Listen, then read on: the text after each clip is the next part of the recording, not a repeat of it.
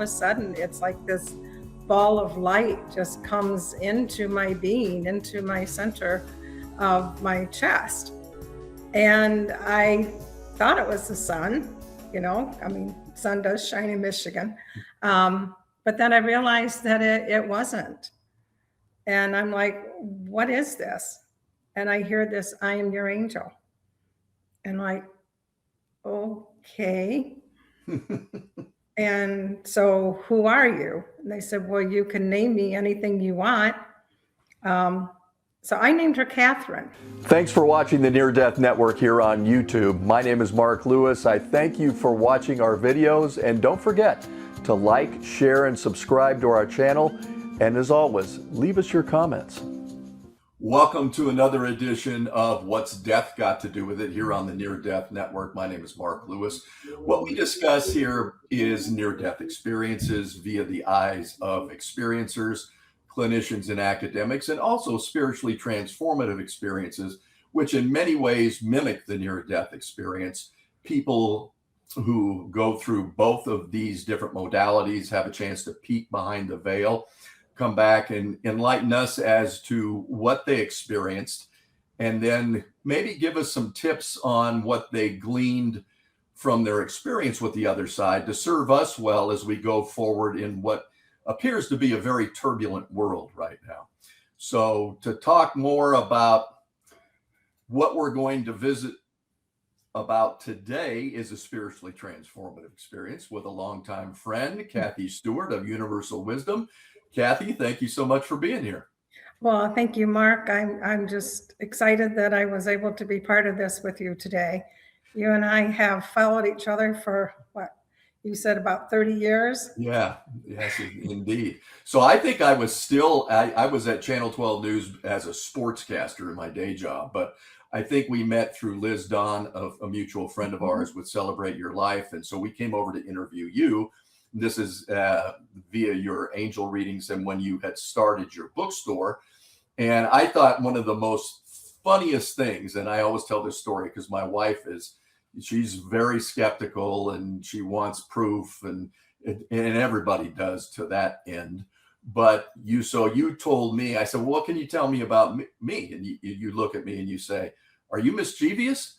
And I said, why do you say that? And you said, because I see Dennis the Menace sitting on your shoulder.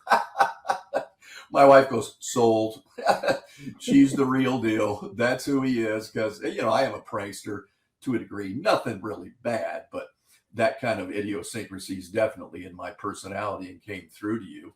But how would you explain what you do? And then we'll get into the chronology of how it started for you.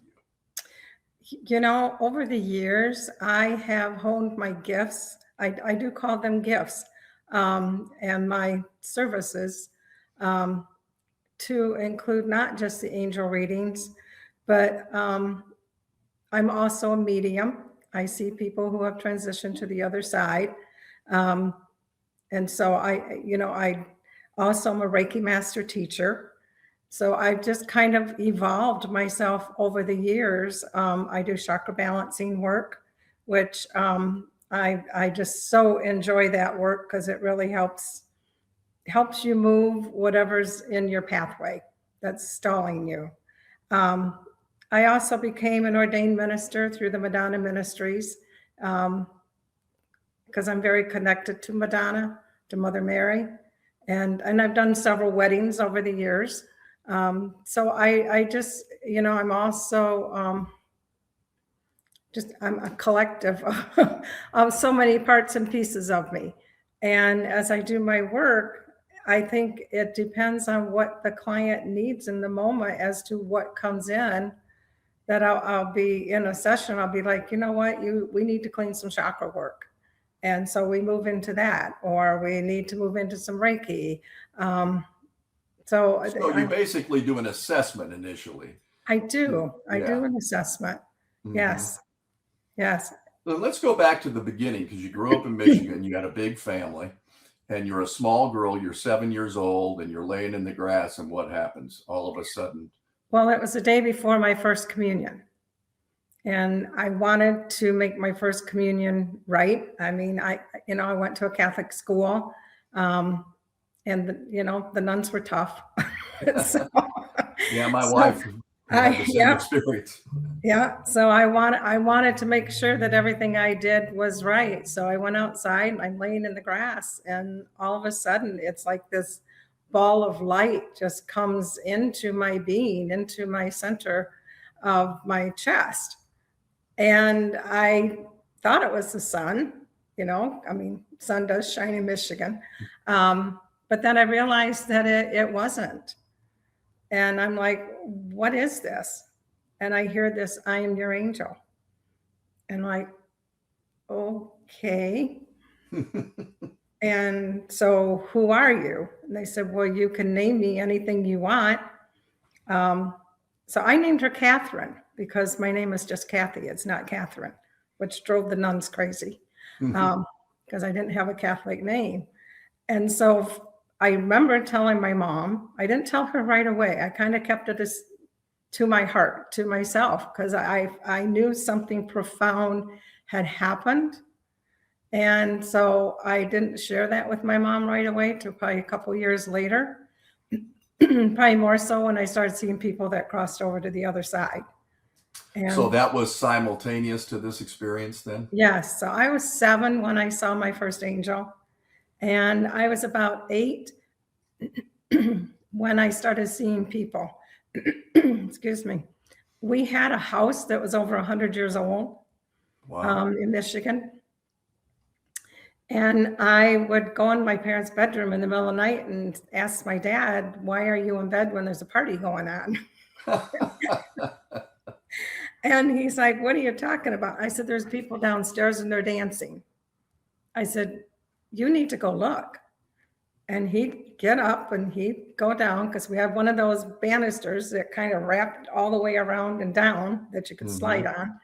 And he'd go down and he'd check for me. He'd come back up. My little feet are hanging over the banisters and waiting. And he'd come back up and he goes, there's nobody there.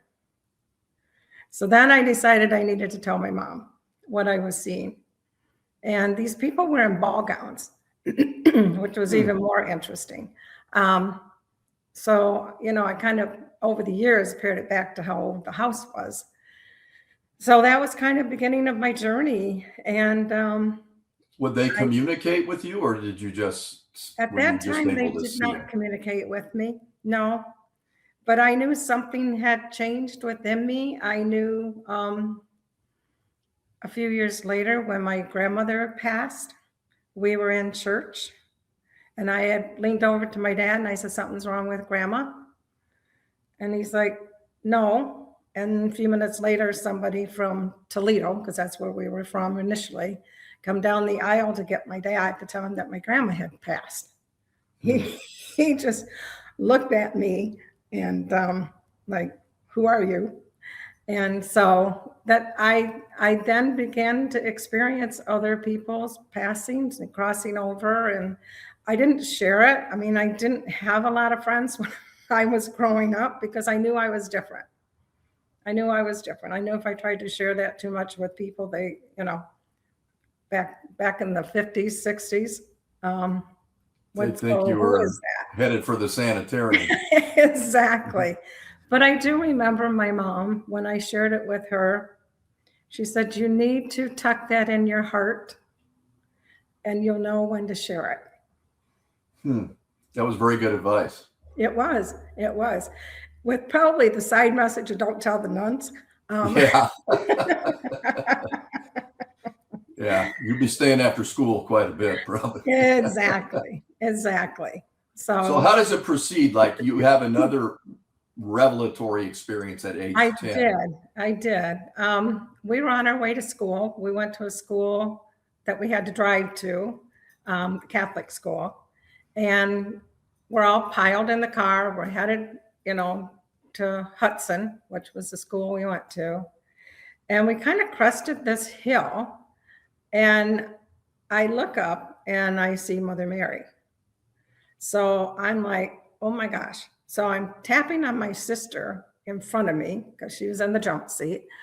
And I'm tapping on her. I'm in the station wagon in the back going, you need to see this. She goes, leave me alone. because that was kind of who she was. I assumed Mother Mary was there for her because she collected all of the icons of Mother Mary. Our whole bedroom was Mother Mary. And I hear this, I am not here for her. I'm here for you. And I'm like, okay. My father, God love him, and I loved him, and I know he loved me. But, you know, he was pretty much kind of a rageaholic at times and took it out on us kids. And she said, he will never touch you again. And my father never laid another hand on me. Wow. Never. So that had to be powerful in and of itself, but, you know, based on, because people always want proof. They want to see definitive proof. And sometimes in your discipline and in near-death experiences where people relate these experiences, skeptics come out of the woodwork and say, there's no definitive proof. Right. How do you deal with people like that? And probably, I would imagine, you waited to open the bookstore until 94. So you were in corporate world, you know, you were straight-laced. Did you do this on the side for a while? Did you just keep it secret? No. Or did you do it in concert with your work? I did it all by itself. My job moved me here from Michigan to Scottsdale. And I remember when I was offered the position, I said to Leroy, I'm being told by my angels that will only be 18 months assignment. Do you still want to do this? And he looks at me and he goes, yeah, I'm tired of shoveling. So I was like, okay. So almost 18 months to the day, we had a parting of the way and I walked out the door. Is that when you opened the store? It is. I left the position about April of 94 and had no idea. I mean, I already had job offers, but they were all back east. And Leroy's like, we're not going to go shovel. Call us when you retire. And I was like, and even the kids were like, yeah, we're not going. And so my mother sent me an angel book. And I'm like, well, this is kind of interesting coming from her. My best friend sent me an angel book. And I'm reading that book and I'm like, you're supposed to open an angel store. So I called her. She was in Colorado. I said, I'm supposed to open an angel store. She goes, I know. Everybody knew but you. Everybody knew but me. So I started looking for a place to put the shop and I wasn't having much luck. And one day I was down in Kiva Courtyard, downtown Scottsdale, 5th Avenue. And I'm going, why does this place seem so familiar? And then I realized that when I come for the interview, I needed to get myself centered and meditate a little bit. And that was the place I went to. It was right up the street from where I worked. What business work? Tell people what business that you were in when you were in corporate America. I was an executive vice president for real estate associations. And you also had a stint at a naturopathic organization, correct? That was later. That's where I retired from. Yes. Yeah. So when you finally make the decision to go all in on the store, was it frightening for you? Oh, no. It was like this knowingness. My friend and I, we booked a ticket. We met in California. We did the gift shows.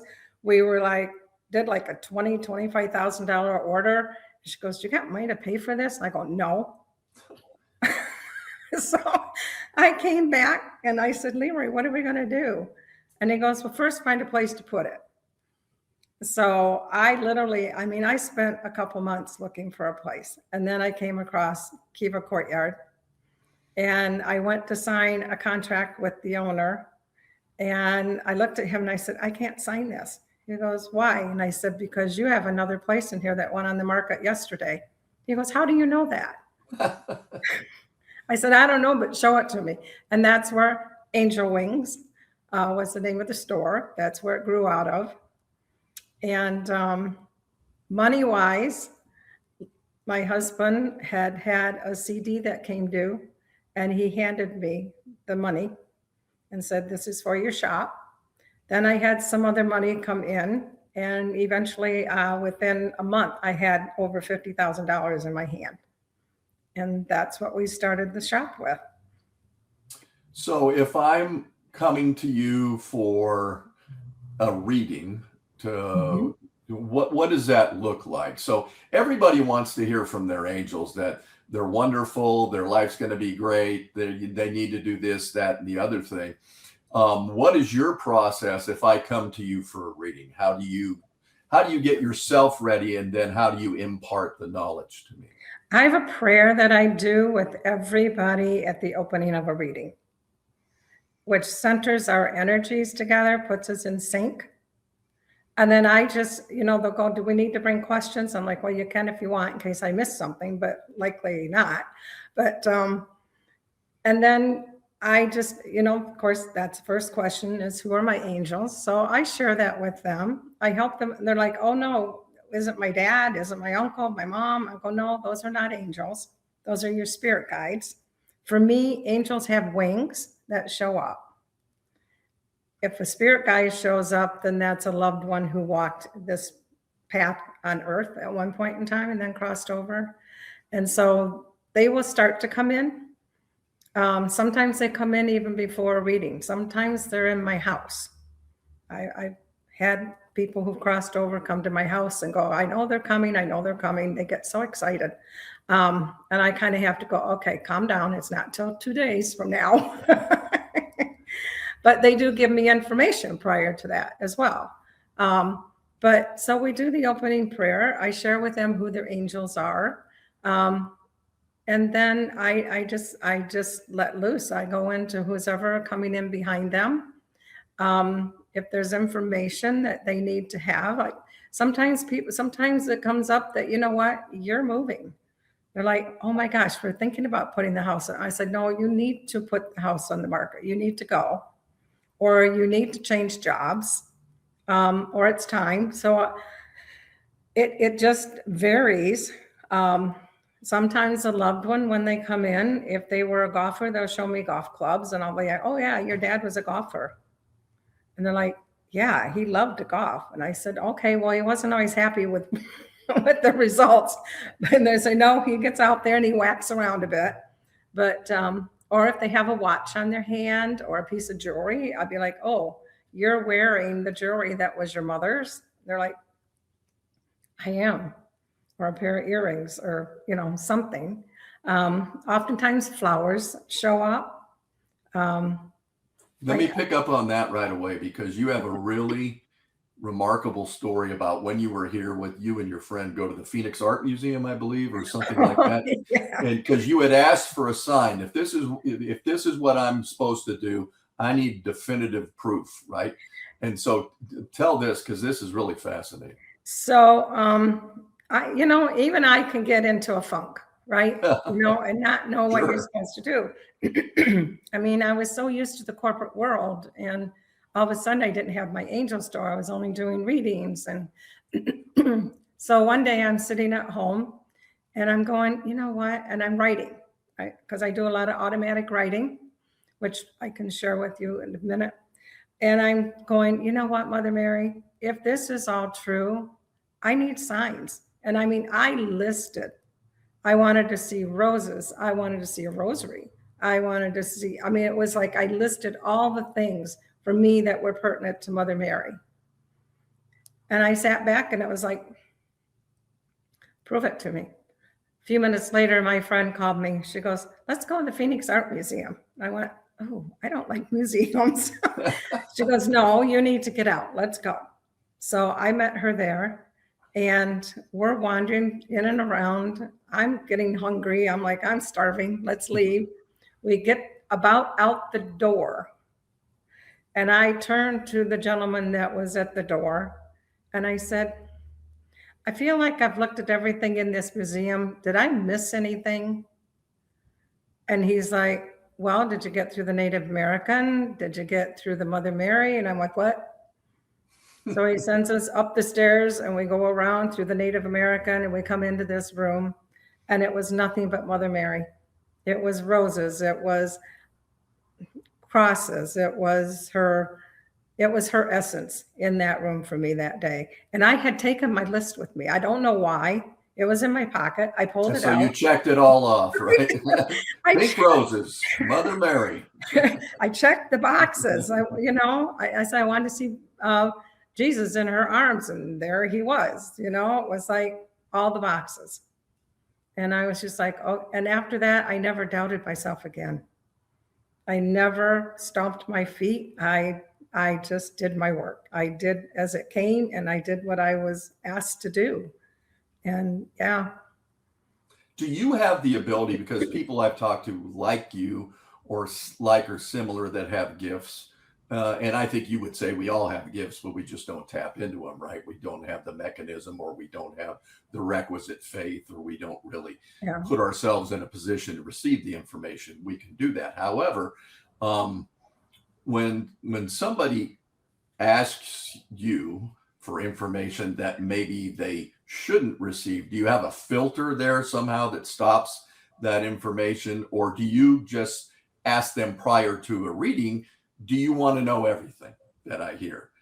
How do you handle stuff like that that might be sensitive?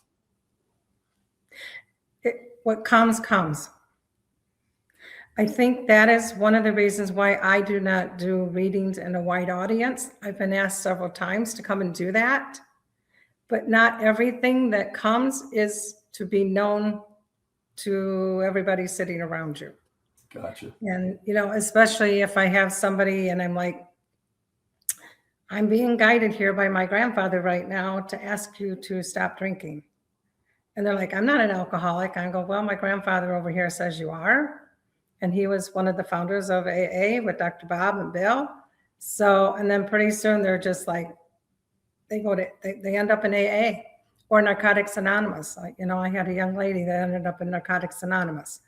And so I choose to not do readings in a wide variety of audiences, or to do couples, because again, there's stuff that comes through that you may not want your partner to know about you, or your mother if she's sitting next to you. I mean, I just find everything I do is so private and so precious. So I'm very conscious of that. So let's get back to the mechanics of a reading. So if I come to you and I say I would like to have a reading, beyond just who I am, if you don't know me, just the particulars of who I am, is that all you need? Just, I'm from here, I'm this age, I grew up, I wasn't particularly religious, but I do believe in the afterlife, or I do believe in the ability to have that kind of contact, but I'm not able to manifest it myself. What kind of a process do you go through if I come to you for a reading like that? Well, first off, I don't even need to know any of that. People will ask me when they come in, do you need to know anything about me? And I'm like, no. And they oftentimes ask me if I use angel cards, which I have like 7 or 8 decks. I don't use them. Those are theirs, kind of if at the end of a reading you want validation, okay, here, you play with the cards, because I'm not going to. And they'll start laying cards down. I'm going, oh yeah, that's true. So my process is I just allow the information to come. And, I'm an empath, as you are. But I'm also,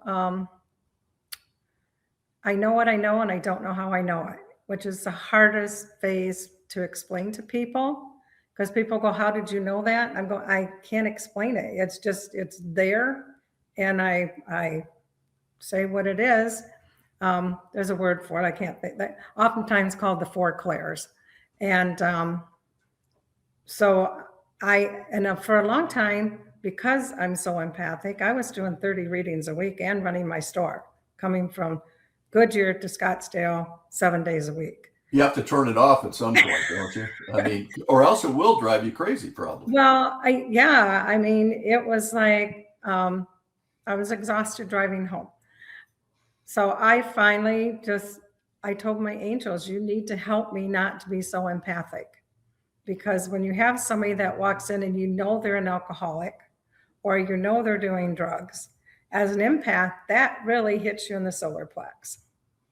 So I had to train myself. I don't even remember how I did that, or if it was just an automatic thing, to step into the knowingness. So I knew when somebody stepped into my angel store and coming at me, I was like, I could tell that you're an alcoholic. I could tell you that you're a druggie. I could tell, you're broke, you're in financial conditions. And then I would just take it from there. But I also have my own guides that show up to help me, like my grandfather. And when he shows up, I smell cigarette smoke because he was an alcoholic, coffee drinker, chain smoker. But he became the 68th member of AA. And so he sometimes guides me with my clients. Do you feel like the more I research this and the more I meet people like you and know people like you and see the body of work of people like you, people who have experienced near-death experiences, there is no quantifiable evidence that's going to sufficiently convince people who aren't into the space or had an experience that it's real. And that's fine and that's fair. However, I would say as we go on, now that frequency and resonance are being studied so significantly, for you to say, well, I don't really know how I get it, but we look at things like the Akashic records that Edgar Casey talked about, and we look at the repository of information that we have access to, all of us, but we just don't really know the mechanism. And it's analogous to kind of like driving across country. You're trying to tune a radio station in, and you're getting static, and you're getting static. And then finally you get to the station and it's clear. So I would think from somebody in your position, to access the appropriate frequency, the information is encoded on that. All of the information is available to us. You have the mechanism somehow, maybe you can't even explain it, to tap into that. But what I find even more fascinating is another story that you told me about, because I've been working on this TV series for several years, and you and Leroy and I had breakfast, and I said, well, can you ask your people to help me out? And you start cracking up and you say, you never asked for help, so people can ask for help. And how does that work? Because it's not like, give me $1 million. No, everybody wants that, right? Right. But how does the request have to be framed in your mind? Because this is what you do, for them to receive an answer. And is the answer going to typically be like someone talking to you, or could it be a sign? Could it be you see a billboard that relates to me and you go, oh, it's Mark's going through something? How does that work? It's kind of all of that. It's, I've had people, when I talk to people, I'm like, you need to start paying attention to the signs, paying attention to numbers, pay attention to billboards. I pay attention to bumper stickers because at one time I was on the road driving 100 miles a day. And so I pay attention to bumper stickers. And we are so used to just going through our day, not giving any thought to it. So I do a lot of automatic writing. I've always done that. And I always that for the audience, if they don't know what is I just pull out a paper and pencil. I don't keep any special notebooks. I have lots of notebooks, but pull out a notebook and I just ask a question. What do I need to know today? How can I manage this situation? And then I just put the pencil down and I sit back and I'm just like, okay, angels, show me, God is in everything. So help me define what I need to know in this situation. And I just become quiet. I think we're not used to becoming quiet and still in our moments. And that's where the answers are. They're not out there running up and down the streets, racing around. We have to give ourselves permission to become quiet, and the answers will come. I think that's so important, because especially in this time that we're living in, we're assailed by so much media, Instagram, Facebook, X, our kids' generation sits and scrolls. I mean, we sometimes sit in the living room, we're all on our phones. I'm thinking, what the hell are we doing? How come we're not talking to each other?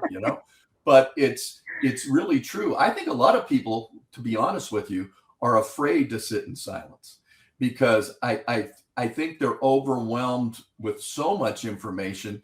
They think like I got to be moving at all times. I got to be processing, but so they need to slow down and essentially meditate. Me, I don't really like to traditionally meditate. I love music. So I listen to music at night when I'm talking about putting the outline for shows like this together because it gets me in the vibration that I really find it resonates with my soul.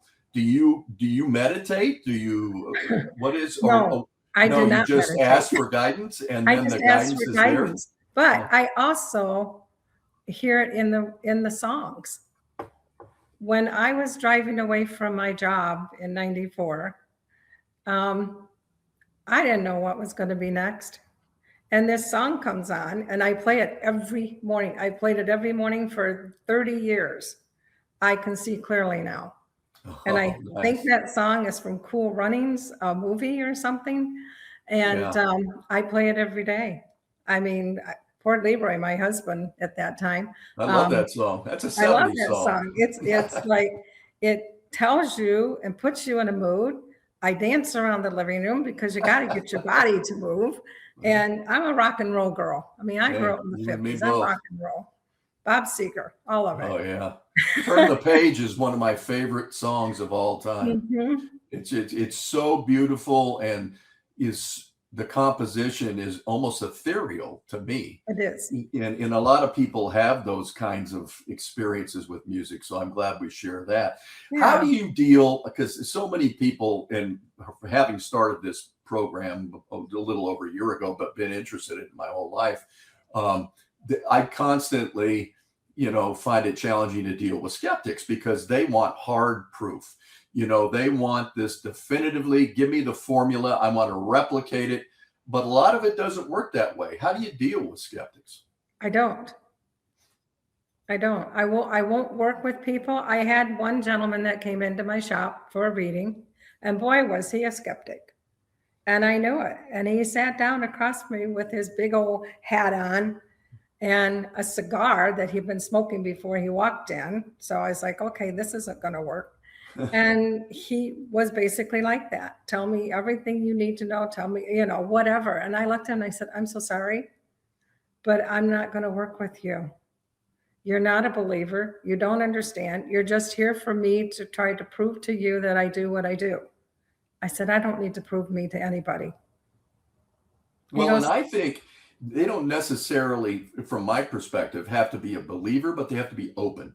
If you're open, then the channel can manifest the information that you need. and But he if you're was not. closed off, Yeah, he sat down, crossed his arms, and I was like, no, I don't need to prove anything to you about what I do or who I am or how I do it. And he was like, thank you. You told me everything I wanted to know. And he got up and walked out. I hey, was like, okay. to each his Okay. own. But To it's each his rare own. that I get that. When people come to me, they're not here for me to prove something to them. They're here to get answers because their heart's broken. They have Mhm. either going through a divorce or they're going through a debt load. Whatever they're going through, they're here. And I find over the years, because initially it was mostly women that came to see me. Over the years, that has totally changed. I have a lot of men that come to see me, oftentimes about their jobs, their home life. I mean, it's a collective of several different things, but they trust me. I have clients from when I was still at Angel Wings, 30 years now. In fact, I just had one of my Michigan clients the other day. I met her and her husband 25 years ago. And so I still work with people who still trust who I am and what I do. And so I just look at that and go, wow.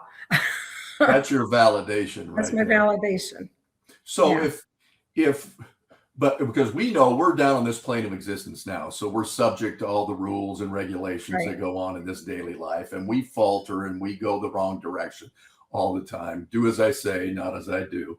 But so if we always try to impart wisdom from people like you who have had these experiences for people who haven't, how can they live more joyously in their daily life? What are some examples that you could say, well, listen, this is what I found out to be true.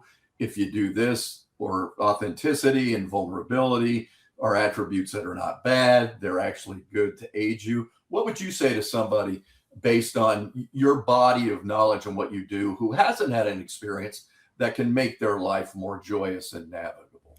I ask them to be open to the synchronicities in life, and they are everywhere. Like I said, they could be on a bumper sticker. They could be, you're pulling out of your driveway, get halfway down the street, you go, oh, I think I forgot to close the garage door. Do I go back? Don't I go back? Mhm. I always go back. Yeah. And 9 times out of 10, the door is shut. But it's that feeling that I missed something. And so I tell people, follow those instincts. I had an example the other day with my granddaughter. I take her all the way over to 21st Street and Baseline every Tuesday for her singing lessons. And we were rushing to get out the door, and I'm going, it's okay, Lemmy. We don't need to be in that big of a hurry. There was a horrible accident on the 202 just before the 143. And I mean, it was really bad. And she looked at me and she goes, is that why you didn't want to go sooner? I went, yeah, I think they were holding us back. So I even got my grandkids No, that's great. who believe this, you know? And But how does this work for you? Because I know a lot of practitioners like yourself, you go through things in your life. You just lost your husband a couple of years ago. He's the love of your life, and it was devastating. And you and I, we all go through things too, even though we're in this space. How do you manage it? How do you navigate through life's difficulties?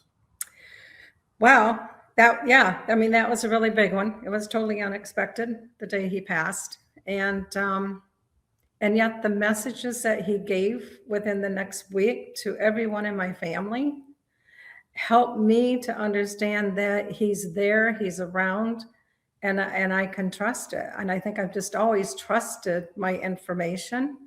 But when he showed up in one of my granddaughter's toy room, she was just stopped her in her tracks.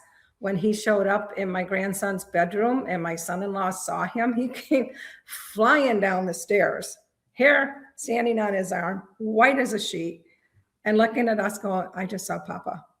Well, his father was also Papa. And we're like, which one? And he goes, Leroy. And so, you know, it's creating an awareness around you that we're not alone. Mm-hmm. I think that's the piece. We're never alone. You can be alone if you want to be, but people on the other side are there. Your angels are there to help us navigate life. And I think we don't have to do it by ourselves. And you create relationships and friendships within my grief circle. And so those are the things that help me through. Or understanding when Leroy does something in the house, I'm like, really? Well, and you told me at the time when he was in the hospital and he knew that he was going to transition. So he made it possible for you to leave the room through some that you thought, I don't really want to do this, but you left so he could transition so you didn't have to be there. Well, the interesting piece to that, I don't know if I told you, but when I told him that I was leaving, I bent over, gave him a kiss goodbye. My last words, I love you to the moon and back and all around the sun, because I always said that to him. When I turned back around, my daughter-in-law's mother was standing in the room. She had transitioned 5 years ago. And I looked and I remember just flipping my head around going, Leroy, Marge is here. He goes, okay. I never gave it another thought. They filtered me. So I didn't even give that a thought. That was like, if she's here, he's gone. I went, Marge is here. And I turned around and walked out. And 3 hours later, he was gone. And so I knew Marge helped with that transition. And so it was like, holy cow.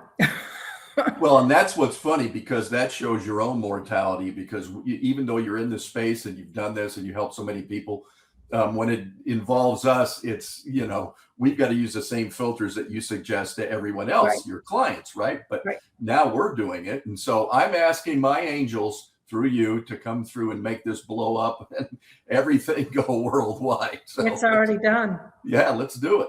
It's already done for you. They're just like, stop asking. We got the message. We Hey, know Cathy what we're told me doing. to ask. Yeah, we know what we're doing for you, and just be open to receiving it, because when it blows up, you're going to be so busy. Right. So be careful what you ask for. Yes. Yes. Be If careful. people Yes. want to get a hold of you to have a reading or any type of treatment or any modality that you still specialize in, how would that happen? Or to be an officiant, because do you still do that? Yes, I do. Like marry people, would I you? have to think about that a second. That's Yes, okay. I do that. I do still do weddings. What's the best way to get a hold of you? My website, number one, is universalwisdom.com, and that tells my whole story. Also, my my phone number is 623-363-2746.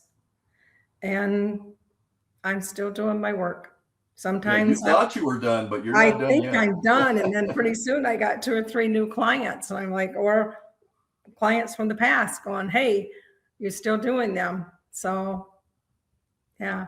And also I have a book that I was part of, and it's called When Angels Speak. It's on Amazon. There's 22 authors in that book, and it's just remarkable stories of people and the things that they have done and their angels. And I was just honored to be asked to be a part of that book. Well, we'll definitely put your contact information in the show notes. And as usual, it's always a pleasure. We go back a long ways, and We do. we've been through a lot, both individually and collectively. And I have always appreciated your support. And Susanna said to say hi, my wife, for guiding her to Brianna and Ashante, her 2 angel guides. And she prays to them every day when she drives to work. And so far, Well, so good. what I would say to that is tell her never drive faster than your angels can fly. Well, she just got a new car, so that's tough. There you go. You know how the 101 is for people who are not familiar with Phoenix. It's one of the main arteries here, and it's always pretty crowded. So, Yeah. Listen, you have a great week, and we'll you. put all your information in the show notes. And again, thank you so much for coming on. Well, and thank you so much.